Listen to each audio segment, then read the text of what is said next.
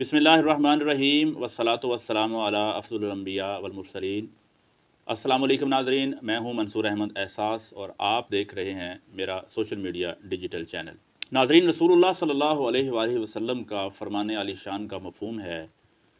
کہ قسم ہے اس پروردگار کی جس نے مجھے نبی بنا کر اس دنیا میں بھیجا، کہ جس شخص نے پیار اور شفقت سے کسی یتیم کے سر پر ہاتھ رکھا اور اس سے نرم لہجے میں گفتگو کی، روز محشر اس کو اللہ تبارک و تعالیٰ عذاب نہیں دیں گے۔ پھر آپ صلی اللہ علیہ وآلہ وسلم نے فرمایا کہ یتیم کے ہر بال کے بدلے میں جو اس ہاتھ کے نیچے آئے گا، اس کے بدلے میں اللہ تبارک و تعالیٰ کی طرف سے 10 نیکیاں اس بندے کے، اس انسان کے، اس شخص کے کھاتے میں لکھی جائیں گی۔ پھر آپ صلی اللہ علیہ وسلم نے فرمایا کہ وہ شخص جو ایک یتیم کے ساتھ احسان کرتا ہے، اس کے ساتھ اور زیادہ پیار، محبت، خلوص، تعاون کا اظہار کرتا ہے، اس کی نگہداشت کرتا ہے، اس کی پرورش کرتا ہے اور اس کی ہر ضرورت کا خیال رکھتا ہے، تو آپ صلی اللہ علیہ وسلم نے فرمایا کہ وہ نگہداشت کرنے والا، یتیم کی پرورش کرنے والا، یتیم کا خیال رکھنے والا شخص جس نے احسان کیا ہے یتیم کے اوپر، آپ صلی اللہ علیہ وسلم نے فرمایا کہ وہ میرے ساتھ ایسے ہوگا۔ آپ نے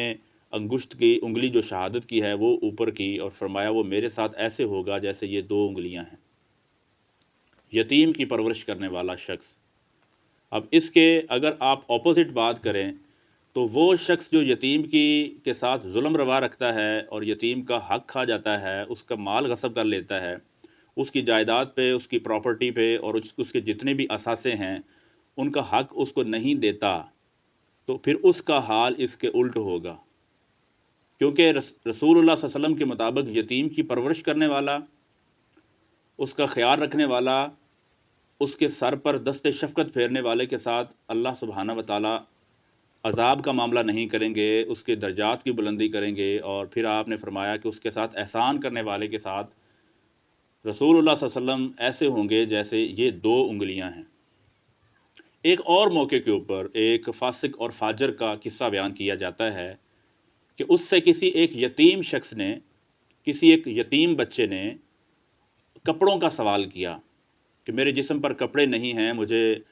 کپڑے لینے ہیں، تو اس فاسق اور فاجر نے ان کے لیے کپڑوں کا انتظام کیا اور اس کی ضرورت کو پورا کیا۔ تو ایک ٹائم ایسا آیا کہ ایک شب جب وہ فاسق اور فاجر شخص تھا جس نے یتیم کے ساتھ یہ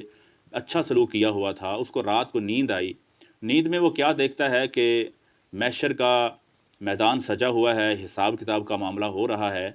فرشتوں نے اس فاسق اور فاجر کے لیے کہا کہ آپ کے لیے جہنم واجب ہو گئی ہے۔ فرشتے گویا کہ اس کو جہنم کی طرف دھکیل کر لے کر جا رہے ہیں، تو آگے سے وہ یتیم بچہ جس کے ساتھ اس نے حسن سلوک کیا تھا، اس نے اس فاسق اور فاجر کو پکڑا، فرشتوں کا راستہ روکا اور ان سے بحث و تکرار کرنے لگا کہ اس کو میں جہنم میں نہیں جانے دوں گا۔ ابھی فرشتوں کی اور اس بچے کی جو دنیا میں یتیم تھا ان کی بحث اور تکرار جاری تھی، تو اللہ کی طرف سے ندا آئی کہ میرے ملائکہ، تم یتیم کی عزت اور تکریم کی وجہ سے اس شخص کو چھوڑ دو۔ یعنی اس شخص نے دنیا میں ایک یتیم کی عزت کی تھی، اس کی تکریم کی تھی، اس سے پیار، محبت اور خلوص کا معاملہ کیا تھا، اس کی ضرورت کو پورا کیا تھا، لہٰذا تم اس کو چھوڑ دو۔ یعنی یتیم کی پرورش کرنے والا، یتیم کی عزت اور تکریم کرنے والا، اس کے ساتھ حسن سلوک کرنے والا اگر فاسق اور فاجر بھی ہوگا تو اس کے لیے ممکن ہے کہ اللہ تبارک و تعالیٰ اس کو معاف کر دیں۔ ہمارے معاشرے میں بالکل اس کے الٹ ہو رہا ہے۔ بہت سے لوگ ایسے ہیں جو باقی سارے فرائض سر انجام دیتے ہیں، نمازوں کے پابند ہیں، بہت سارے انہوں نے حج کر رکھے ہیں، روزے کے پابند ہیں، ذکر و اذکار کے پابند ہیں، صدقہ خیرات کے پابند ہیں، لیکن جب یتیم کے مال کے بارے میں وہ بات آتی ہے تو ان کا مال وہ غصب کرتے ہوئے، مال کھاتے ہوئے، مال ہڑپ کرتے ہوئے اور یتیم کا حق خود کھاتے ہوئے نظر آتے ہیں۔ تو ایسے لوگ اللہ سبحانہ و تعالیٰ کی پکڑ میں ہوں گے، کیونکہ اللہ سبحانہ و تعالیٰ نے واضح طور پر یہ فرمایا ہے کہ یتیم کو جھڑکی مت دو،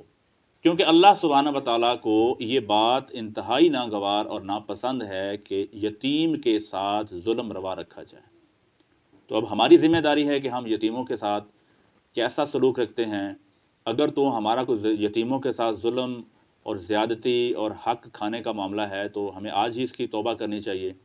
اور اگر آپ یتیموں کے ساتھ حسن سلوک کرتے ہیں تو آپ کو بہت بہت مبارک ہو۔ دعا ہے کہ اللہ تعالی ہم سب کو راہ ہدایت پر گامزن کرے اور ہماری دنیا اور آخرت میں ہمارے لیے بھلائی کا معاملہ کرے۔ منصور احساس کو اسی پیغام کے ساتھ اجازت دیجیے۔ اللہ نگہبان۔